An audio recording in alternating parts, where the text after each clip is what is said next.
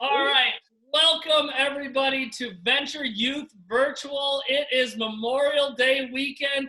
As you can see, we are all dressed up and ready to celebrate. Some of us more than others. I am Eric, and I am hosting here with Emma McPherson. Say hi, Emma.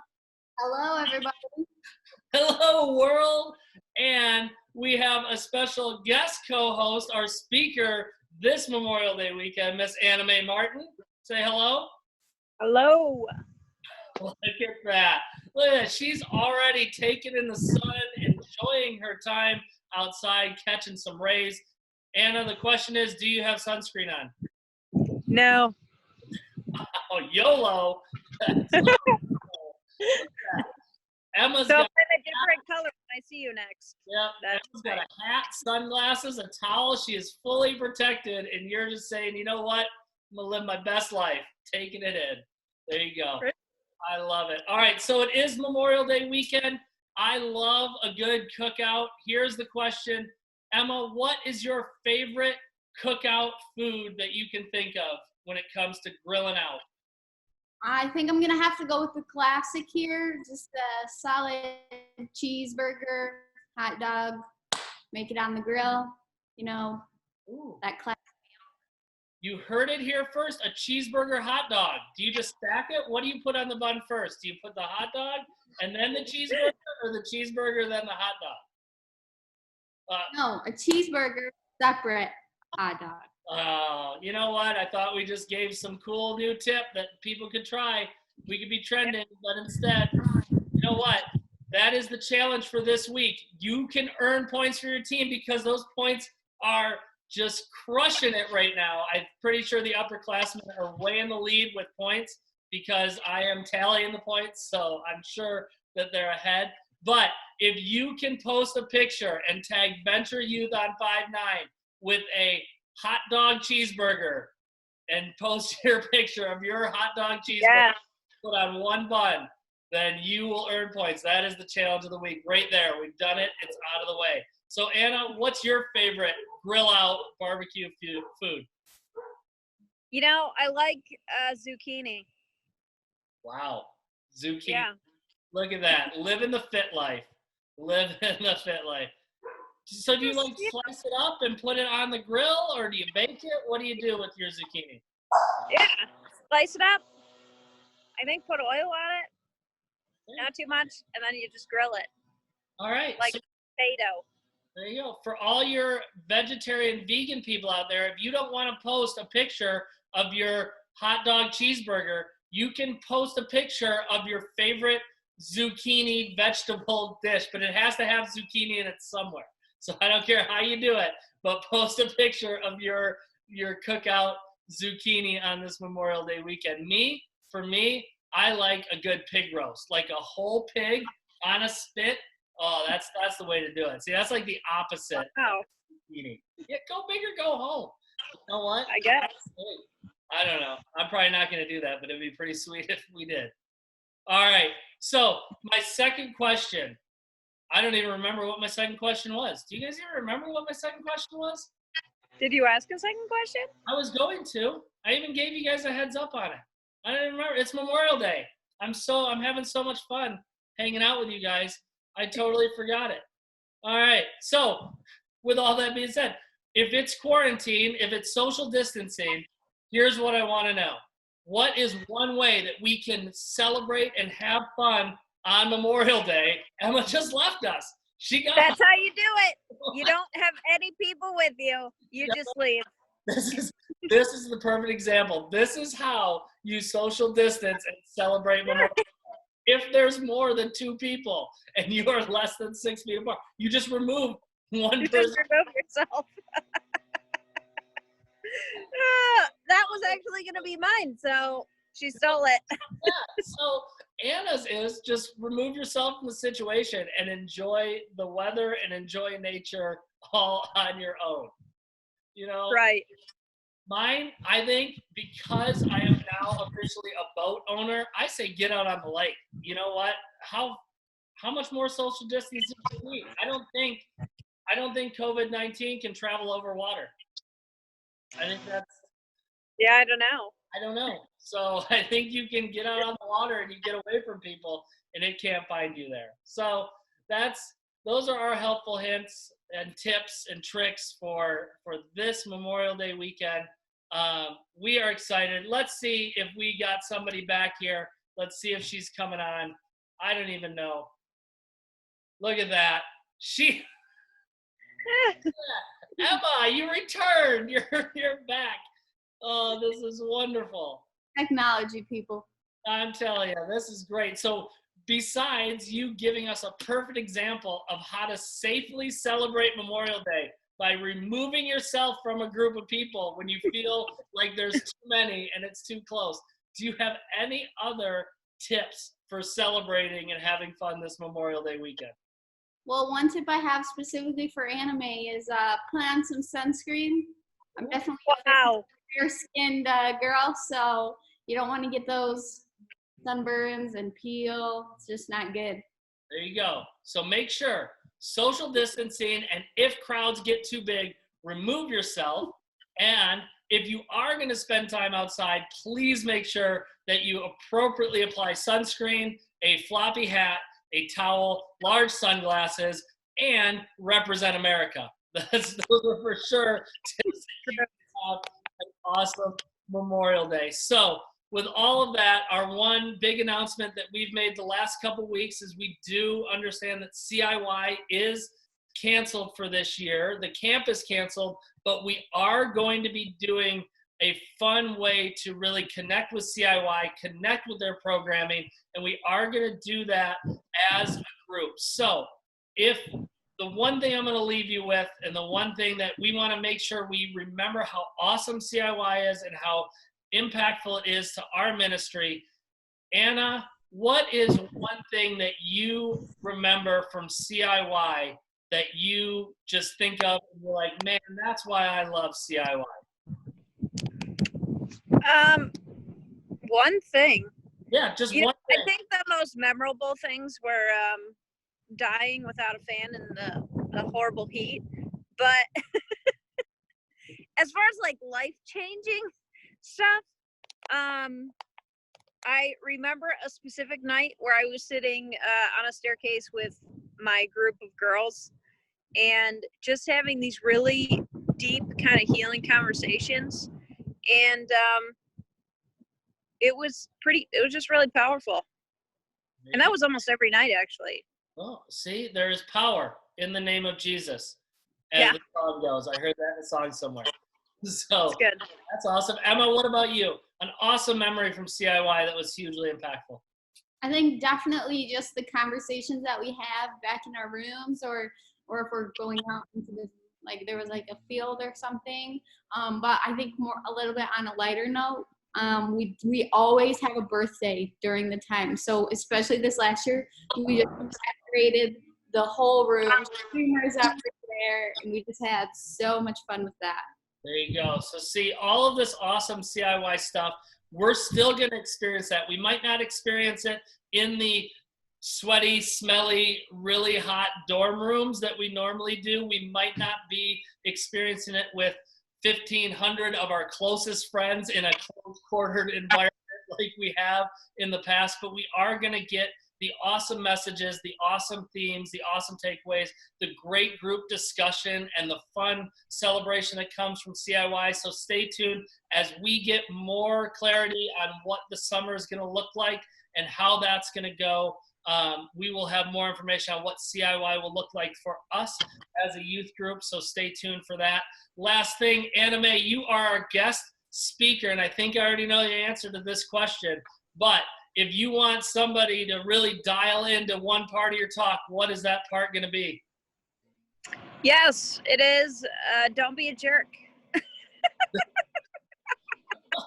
I thought it was going to be Jesus, but Oh, yeah, sorry. Because of Jesus, don't be a jerk. there you go. If you don't take anything away, that's another helpful hint of how to celebrate Memorial Day. Don't be a jerk. Yes, it makes it so much better. All right. Well, we are going to turn it over actually to you. You are going to take it over. It might look exactly the same. She might costume change. We don't know where this. But everybody, enjoy your awesome Memorial Day weekend. Enjoy your time. There are no groups today. Everybody is out enjoying the outdoors. So you guys watch this video. No groups this week. We'll be back on Zoom next week for our small group time and our awesome discussion. Don't forget, 9 a.m. every weekday, somebody hops on and does an awesome devotional to start our day. And every Wednesday night at 8 p.m. on Zoom, Bible study, reading through the book of Matthew right now. Even if you haven't started reading, even if you're not on the same chapter that we're supposed to be on, still join and have an awesome discussion about Scripture with other students your age. Anything else you guys want to add before we sign off? America. You would. There you go. Anna, anything? Any parting words? Jesus. We'll just come back to that. That's always a good one. There you go. Awesome. Everybody have a great Memorial Day weekend. We will see you next week. Bye. Hello and welcome to Venture Youth and the great outdoors of Memorial Day. It's beautiful. Today we are talking about a very interesting topic, and it is, what do I do with my enemy? You know? And we've kind of hit on this before, but what we're going to be looking at is we're going to be looking at a sermon that Jesus says to this large group of people, and we're going to kind of be looking at the other side of it. So, I mean, I imagine that there are many of you who, when we talk about an enemy, somebody immediately comes to mind. Mine is the wasp, right next to me. I fear for my life, but I'm just going to continue on. So, some of you probably have an enemy that immediately comes to mind, and you're like, oh yeah, no, for sure. I know exactly who to think about during this moment. They're in my head right now. I'm slapping them, you know, whatever that looks like. And so you have somebody who you're thinking about right now. And what's interesting is that once we get to this section that Jesus is teaching, I want you to think about this mindset of Jesus is teaching a sermon. He's looking at all of these people, right? And he starts out and he says this, and it's in Matthew chapter 5, verse 43. He says, you've heard the law that says, love your neighbor and hate your enemy. And everybody's going, yeah, yes, I have heard that one. And they all have that one person in mind. And no, the wasp is gone. That's nice. They all have that one person in mind, in their head, and they're just thinking about, oh yeah, that's the person. Yeah, I need to hate that person. Love my neighbor, hate my enemy. We know exactly what you're talking about, Jesus. That's what they're thinking, right? But then Jesus goes on, and he says, but I say, love your enemies. Can you imagine how many people in the crowd were just open-mouthed, looking up at Jesus and going, what are you talking about? Like that, because they have the person in their mind, right? Like Jesus set him up. He said, oh yeah, you've heard to hate your enemies, right? And they're like, yeah, I've been thinking about that person in my mind. And then Jesus throws a wrench in their plans. So people are kind of mind-boggled. He keeps going though. And for them it kind of gets worse, because he then says, pray for those who persecute you. Ugh. What? Pray for the people who, like, are rude to you and say mean things to you and basically are just, like, the worst people ever. Like, we're supposed to pray for those people. And there's just kind of this air of incredulousness that is happening in this crowd that's listening to Jesus, and they're like, oh man, this does not sound right at all. So Jesus kind of specifies a little bit. For he goes on to say, in that way you will be acting as true children of your Father in heaven. For he gives sunlight to both the evil and the good, and he sends rain on the just and the unjust alike.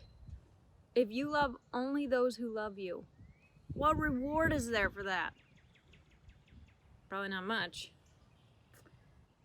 And going on, even corrupt tax collectors do that much. Actually, this was kind of a slap in the face from Jesus because everybody hated the tax collectors during this period in time. The tax collectors would often cheat you. They would often ask for more than you were actually supposed to pay so that they could keep it for themselves. And they were well known to be super disliked in this culture. Tax collectors were the worst. Like, if you had to think about it and kind of succinctly say, tax collectors were the enemy. Well, we had to relocate because the wasps found a bumblebee, the yellow jacket, and decided to start following me around, which was unfortunate. But let's talk about tax collectors. So tax collectors were basically the enemy of everybody, right? So can you imagine, it's like, think about like your worst enemy, like, or just somebody that is normally an enemy, like a wasp, for example. And then Jesus comes and he says your worst enemy, and then he says even they love people who like them, right? I mean, that's kind of a little bit of a slap in the face. That's what Jesus is saying. He's saying, you think you're all great, but even the people that you hate more than anybody else are nice to the people who are nice to them. I mean, think about that. So then we get to verse 47. He says, if you are kind only to your friends, how are you different from anyone else? Even pagans do that. But you are to be perfect, even as your Father in heaven is perfect. And what's interesting about this line is it doesn't mean like, you know, you never screw up, you never do anything wrong. That's not what God is talking about. What he's saying, listen, this is who I am as Jesus. I love my enemies. And Jesus did love his enemies. I mean, he went to the cross. The Bible says, while we were still sinners, Christ died for us. He went to the cross. He died for his enemies. He continually forgave his enemies. Even his closest friends were at one point basically his enemies. I mean, my guy Peter went and denied him 3 times after chopping off a different guy's ear. So he had a bit of a turnaround. That definitely happened. But the point of this is that Jesus is saying, hey, listen, if you want to be like the world, yeah, you like people who like you, and you hate people who hate you. That's what the world does. That's what your enemies do. Or he says you can be like me, and you can love people who are kind to you, and you can love people who are mean to you. Now this is certainly not an easy thing, and the big 2 points from this kind of come down to 2 different things. So Jesus says, hey, what do I say? I say love your enemies and pray for those who persecute you. Those are basically Jesus' 2 big points in this. Love people, pray for them. Now, what I have actually heard many people say, and what helps me, is actually reversing the order a bit. It is actually easier to love your enemy if you start praying for them while you still dislike them heavily. There was actually this guy I was listening to who was speaking on this topic, and he says, he said there was this individual in his family who he just really, really despised. They were like the worst person. You know, one of those repeat offenders where they just kept being rude over and over and over again. And he said, and God told me to pray for him. So I started praying for him. And then God told me to bless him. And I said to God, okay, I'm going to start blessing him. I don't want to, but I'm going to start blessing him. But just so you know, if you start blessing them, you and me may have a problem. But he found, as he was going through, he said, the more I prayed for my enemy, the more I could see into their life and see what had happened to them and the pain that they were in, and the easier it was for me to love them. Now, that doesn't mean that we just like blank slate everything and we welcome our enemies into our lives and open ourselves up to getting stabbed in the back. But it does say that we are to love them and we are to pray for them. So, 2 big things for today. Love your enemy, pray for your enemy. And then just kind of the overall question that Jesus was asking, are you going to be like the world? They love the people who love him, they hate the people who hate them. Or are you going to be like Jesus, who died for us while we were still sinners? So think about that. Memorial Day thoughts. And enjoy the sunshine. Enjoy the bees, as I have done.